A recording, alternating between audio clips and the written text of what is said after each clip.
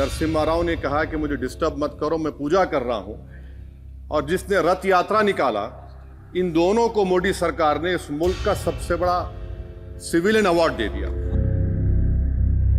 ये मोदी हुकूमत जश्न मना रही है? नहीं, 6 दिसंबर के ऊपर कोई जश्न नहीं है। राम मंदिर के निर्माण की जो प्रतिष्ठा हुई है उसको संबोधन कर रहा है। मंदिर को तोड़कर मस्जिद नहीं बनाई गई थी। सुप्रीम कोर्ट ने कहा ये। क्या मैं बाबर का स्पोक्स पर्सन हूं?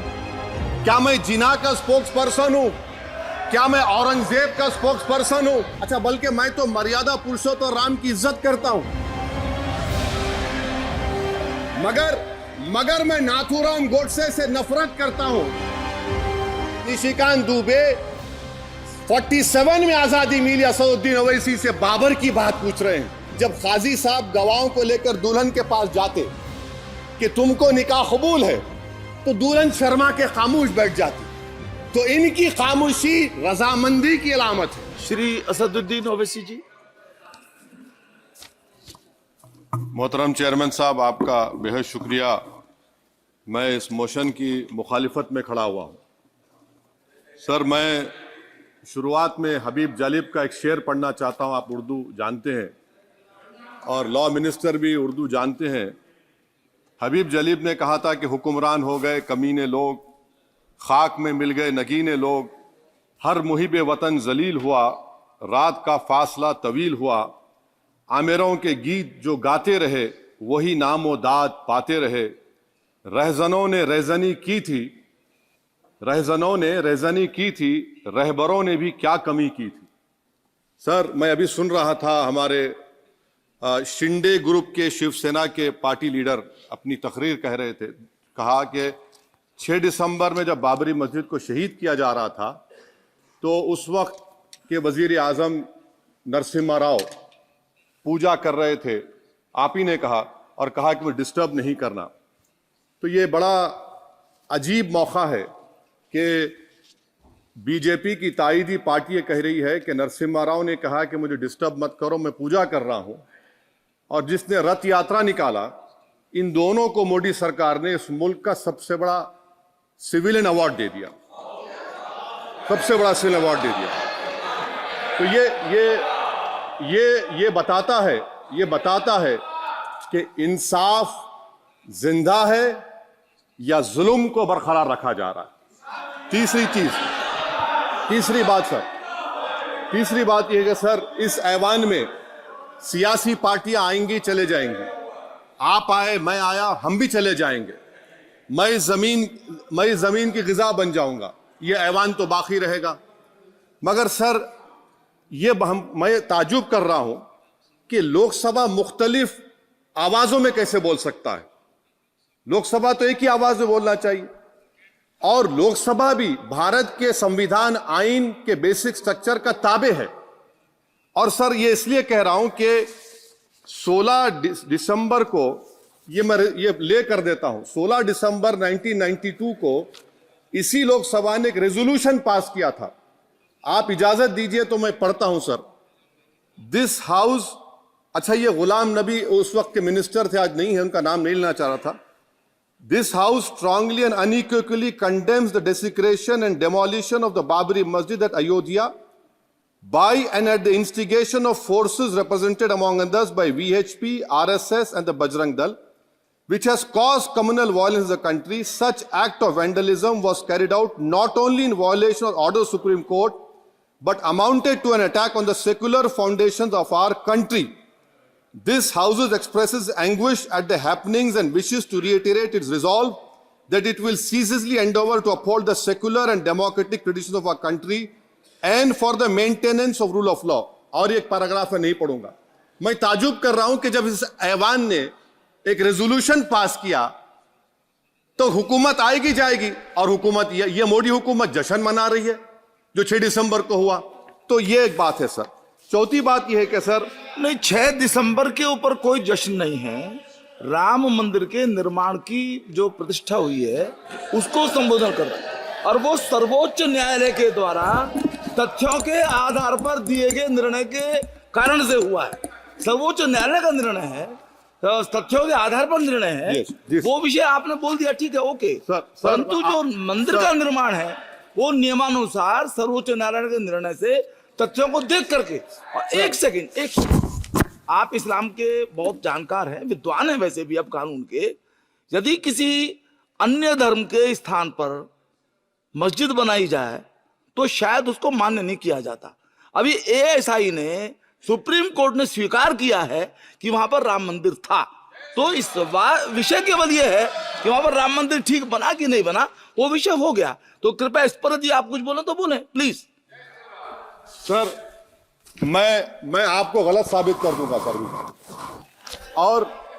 और मैंने रुक तो जाइए। बड़ी इज्जत के साथ सर, मैं आपकी बड़ी इज्जत करता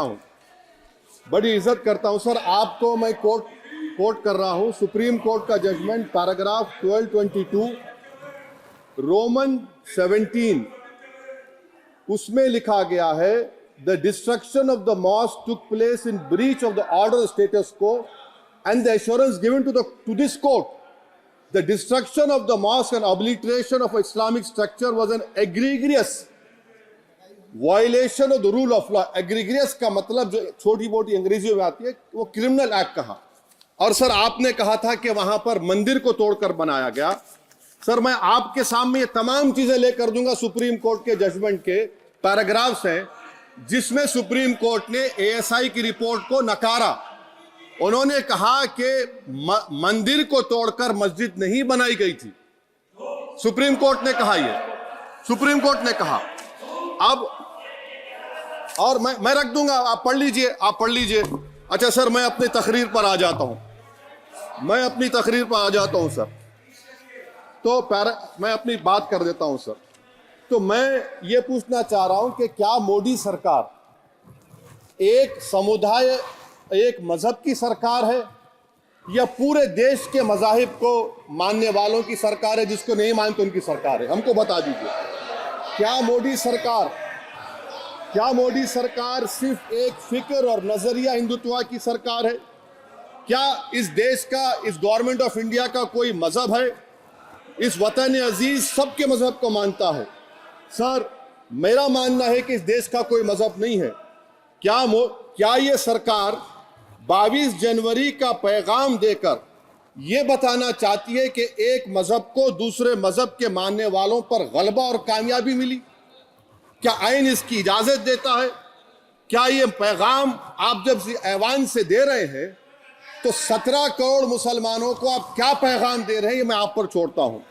सर 49 में धोखा हुआ, 86 में धोखा हुआ, 92 में धोखा हुआ, 2019 और 22 में भी इस ऐवान के जरिए हमको धोखा दिया जा रहा है।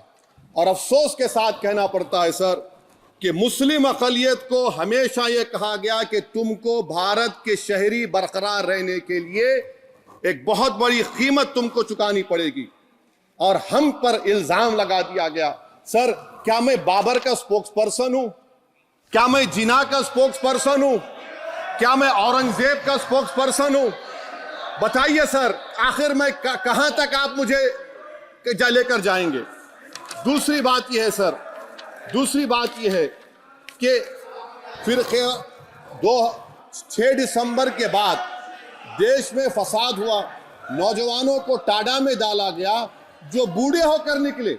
यकीनन आपकी सरकार नहीं थी, आपकी सरकार नहीं थी। अच्छा, बल्कि मैं तो मर्यादा पुरुषोत्तम राम की इज्जत करता हूं, मगर मैं नाथूराम गोडसे से नफरत करता हूं। मेरी नस्लें नफरत करती रहेंगी क्योंकि नाथूराम गोडसे ने उस शख्स को गोली मारी जिसके जबान से आखिरी लफ्ज निकले हे राम। सर छठी बात यह है कि 87 में मलियाना हाशिमपुरा हुआ, 83 में नेल्ली हुआ, 44 में जम्मू में नस्ल कशी हुई, 2022 में हल्दीवानी में कत्ल हुआ। इतने धोखे सबसे बड़े किसको दिए गए? असदुद्दीन ओवैसी को दिए गए। मगर फिर भी मुझसे ही कहा जाता है कि वफादारी को तुम साबित करो अपनी ओवैसी। सर आज भारत के 17 करोड़ मुसलमान अपने आप को अजनबी और एलिनेट महसूस कर रहे हैं। मैं बहुत बड़ी नाइंसाफी होती है सर ये कोई तारीखी नाइंसाफी को इंसाफ नहीं किया जा रहा है, स्पीकर बल्कि सर, अंग्रेजी में। स्पीकर सर, केवल एक प्रश्न का जवाब ओवैसी साहब दे दें कि बाबर को वो आक्रमणकारी मानते हैं या नहीं मानते? पुष्पमित्रा संगा को आप क्या मानते हैं? बताओ, पुष्पमित्रा संगा को आप क्या मानते हैं?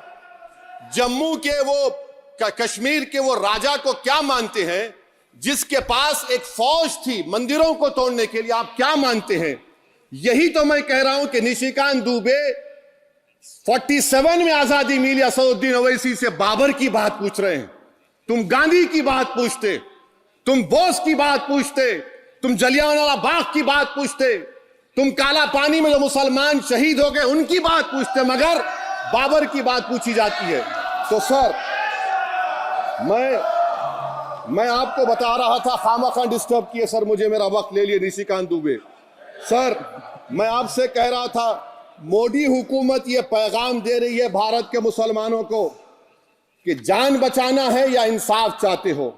मैं कह रहा हूं मैं भीख नहीं मांगूंगा, मैं इस नंगी तासुब को कबूल नहीं करूंगा, मैं दूसरे दर्जे के शहरी के मौक़िफ़ को कबूल नहीं करूंगा, मैं अपनी शनाख्त को नहीं मिटने दूंगा।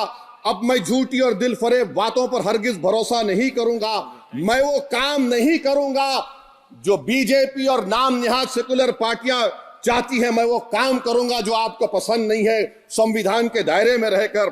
सर कंक्लूजन में मैं आपको बताना चाहता हूं कि आज इस देश को किसकी जरूरत है? इस देश को अयोध्या में, तारीख शायद नहीं पढ़ते होंगे, मौलाना अमीर अली कौन थे? पुजारी बाबा रामचरण दास कौन थे? अयोध्या के पुजारी थे। दोनों ने मिलकर अंग्रेजों के खिलाफ जंग लड़ी थी और दोनों ने, अंग्रेजों ने इनको गिरफ्तार किया और एक पेड़ पर मौलाना अमीर अली को और पुजारी रामचरण दास को फांसी दे दी गई। देश को इनकी जरूरत है। देश को शंभू प्रसाद, अचन खां, ये राजा देवी बख्श सिंह के फौज में थे, अंग्रेजों से मुकाबला किया, मुसलमान की लाश को जला दिया गया और शंभू प्रसाद को दफना दिया गया। इस देश को यह जरूरत है, देश को बाबा मोदी की जरूरत नहीं है। आज भारत को अयोध्या के मौलाना अमीर अली और रामचरण दास, अचन खान, शंभू खान की जरूरत है। सर मैं अभी सुन रहा था ये नाम निहाद सेकुलर पार्टियों के बयानात को। क्या होता है सर, आप, मैं खत्म कर रहा हूं, क्या होता है सर, जब काजी साहब गवाहों को लेकर दुल्हन के पास जाते कि तुमको निकाह कबूल है, तो दुल्हन शर्मा के खामोश बैठ जाती। तो इनकी खामोशी रजामंदी की अलामत है। जी जी। तो सर मैं खत्म करने से पहले यह बताना चाह रहा हूं कि जब वजीर आजम जवाब देंगे तो क्या वो भारत के 140 करोड़ जनता के लिए जवाब देंगे या फिर सिर्फ हिंदुत्व की फिक्र रखने वालों का जवाब, मैं खत्म कर जवाब देंगे? मैं ये देश, दुनिया, मुसलमान देख रहा है। सर मैं आपको यह भी बताना चाह रहा हूं, आखिर में कंक्लूड कर रहा हूं सर, 1 मिनट चाहिए, 1 मिनट चाहिए सर। सर मेरा मानना यह है कि आज मैं बहैसियत एक भारत के गयूर मुसलमान के, let me stand as a tall Indian Muslim and say that the light of Indian democracy today is at its dimmest today, sir. Sir, in conclusion, मेरी फिक्र में मेरा ईमान मुझे कहता है कि जिस जगह पर मस्जिद थी, है और रहेगी, बाबरी मस्जिद है और रहेगी, बाबरी मस्जिद जिंदाबाद, जिंदाबाद, भारत जिंदाबाद, जय हिंद।